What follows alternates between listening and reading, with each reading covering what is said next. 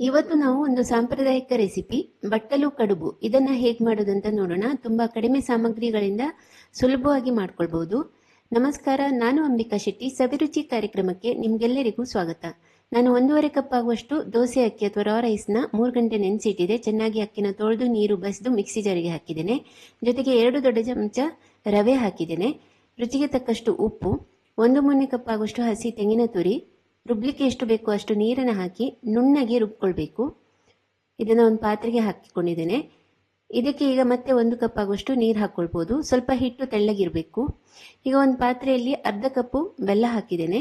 ಅದಕ್ಕೆ ಅರ್ಧ ಕಪ್ ಆಗುವಷ್ಟು ನೀರು ಹಾಕಿ ಬೆಲ್ಲ ಪೂರ್ತಿ ಕರಗೋ ತನಕ ಬಿಸಿ ಮಾಡ್ಕೊಳ್ತೇನೆ. ಪಾಕ ಏನು ಬೇಡ. ಬೆಲ್ಲ ಡೈರೆಕ್ಟ್ ಆಗಿ ರುಬ್ಬಲಿಕ್ಕೆ ಕೂಡ ನೀವು ಹಾಕ್ಕೊಳ್ಬೋದು. ತುಂಬ ಕ್ಲೀನ್ ಆಗಿದೆ ಅಂತ ಅನಿಸಿದ್ರೆ, ಕಸ ಇದೆ ಅಂತ ಅನಿಸಿದ್ರೆ ಹೀಗೆ ಕರಗಿಸ್ಕೊಂಡು ಆ ನೀರನ್ನು ನಾವು ರುಬ್ಕೊಂಡ ಅಕ್ಕಿ ಹಿಟ್ಟಿಗೆ ಹಾಕಿ ಕಲಿಸ್ಕೊಳ್ಬೋದು.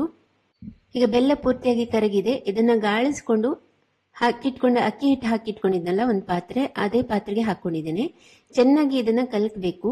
ಈ ಅಕ್ಕಿ ಹಿಟ್ಟು ಸ್ವಲ್ಪ ತೆಳ್ಳಗೆ ಇರಬೇಕು. ನೀರು ದೋಸೆ ಮಾಡುವಾಗ ನಾವು ಮಾಡ್ಕೊಳ್ತೇವಲ್ಲ ಹಿಟ್ಟು, ಅಷ್ಟು ತೆಳ್ಳಗೆ ಬೇಡ, ಆದರೆ ದಪ್ಪನೂ ಇರಬಾರ್ದು. ಸ್ವಲ್ಪ ತೆಳ್ಳಗೆನೇ ಇರ್ತದೆ ಇದು. ಈ ರೀತಿ ಬ್ಯಾಟರ್ ಕನ್ಸಿಸ್ಟೆನ್ಸಿ ಇದೆ. ಇದನ್ನು ಮತ್ತೆ ಹಿಟ್ಟು ಹುಳಿಯಾಗಲಿಕ್ಕೆ ಇಡೋದು ಎಲ್ಲ ಏನೂ ಬೇಡ, ತಕ್ಷಣ ಮಾಡ್ಕೊಳ್ಳುವಂಥದ್ದು. ಈಗ ಒಂದು ಪ್ಲೇಟ್ ತಗೊಳ್ಳಿ, ಪ್ಲೇಟು ಅಥವಾ ಬಟ್ಟಲು ತಗೊಳ್ಳಿ. ನಾನು ಚಿಕ್ಕದು ತಗೊಂಡಿದ್ದೇನೆ. ಇದು ಆ್ಯಕ್ಚುಲಿ ತಟ್ಟೆ ಇಡ್ಲಿ ಸ್ಟ್ಯಾಂಡಲ್ಲಿ ಇರುವಂಥ ಪ್ಲೇಟು ನಾನು ಉಪಯೋಗಿಸ್ತಾ ಇರೋದು. ನೀವು ಯಾವುದನ್ನು ತಗೊಳ್ಬೋದು. ಅದಕ್ಕೆ ತುಪ್ಪ ಸವರಿ ಇಟ್ಕೊಂಡಿದ್ದೇನೆ. ನೀವು ಯಾವ ಪಾತ್ರೆಯಲ್ಲಿ ನೀರು ಕುದಿಸಿ ಅದರ ಮೇಲೆ ಈ ಪ್ಲೇಟ್ ಇಡಬೇಕು ನೋಡಿ, ಆ ಪಾತ್ರೆಯ ಸೈಜಿಗೆ ಸರಿಯಾಗಿ ನೀವು ಪ್ಲೇಟನ್ನು ಆರಿಸ್ಕೊಳ್ಳಿ. ಒಂದು ಬೋಗಣಿಯಲ್ಲಿ ನಾನಿಲ್ಲಿ ನೀರನ್ನು ಕುದಿಲಿಕ್ಕೆ ಇಟ್ಟಿದ್ದೇನೆ. ಆ ಬೋಗಣಿಯಲ್ಲಿ ಸುಮಾರು ಅರ್ಧಕ್ಕಿಂತ ಸ್ವಲ್ಪ ಕಡಿಮೆನೇ ನೀರು ಹಾಕಿದ್ದೇನೆ. ನೀರು ಸರಿಯಾಗಿ ಕುದ್ದಿರಬೇಕು. ಕುದ್ದಾದ ಮೇಲೆ ನೀವು ಅದರ ಮೇಲ್ಗಡೆ ಈ ತುಪ್ಪ ಸವರಿದ ಪ್ಲೇಟನ್ನು ಇಡಿ. ನಂತರ ನಾವು ಮಾಡಿಟ್ಕೊಂಡಂಥ ಹಿಟ್ಟನ್ನು 1 ಅಥವಾ 2 ಸೌಟು ಹಿಟ್ಟನ್ನು ತಗೊಂಡು ಅದರ ತಟ್ಟೆ ಮೇಲ್ಗಡೆ ಹೀಗೆ ಹರಡಬೇಕು. ಹರಡಿ ಆದಮೇಲೆ ಒಂದು ಮುಚ್ಚಳನ ಮುಚ್ಚಿ, ಆ ಕೆಳಗಡೆ ನೀರು ಕುದೀತಾ ಇದೆಯಲ್ಲ ಅದೇ ಹಬೆಯಲ್ಲಿ ಇದು ಬೇಯ್ತದೆ. ಚಿಕ್ಕ ಉರಿ ಇಡಬೇಡಿ, ಮಧ್ಯಮ ಉರಿಯಲ್ಲಿ ಇದನ್ನು ಒಂದು 3 ನಿಮಿಷ ಮುಚ್ಚಳ ಮುಚ್ಚಿ ಬಿಟ್ಟರೆ ಅದು ಬೇಯ್ತದೆ.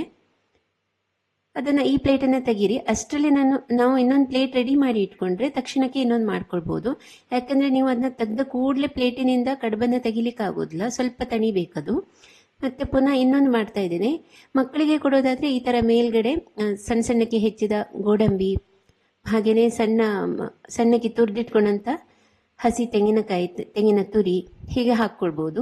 ಮೇಲ್ಗಡೆ 1-2-3 ಹನಿ ತುಪ್ಪ ಕೂಡ ಹಾಕ್ಕೊಳ್ಬೋದು. ಮಕ್ಕಳಿಗೆ ಕೊಡುವಾಗ ಮಕ್ಕಳಿಗೆ ಫ್ಲೇವರು ಚೆನ್ನಾಗಿರ್ತದೆ, ರುಚಿನೂ ಚೆನ್ನಾಗಿರ್ತದೆ, ಇಷ್ಟ ಆಗ್ತದೆ.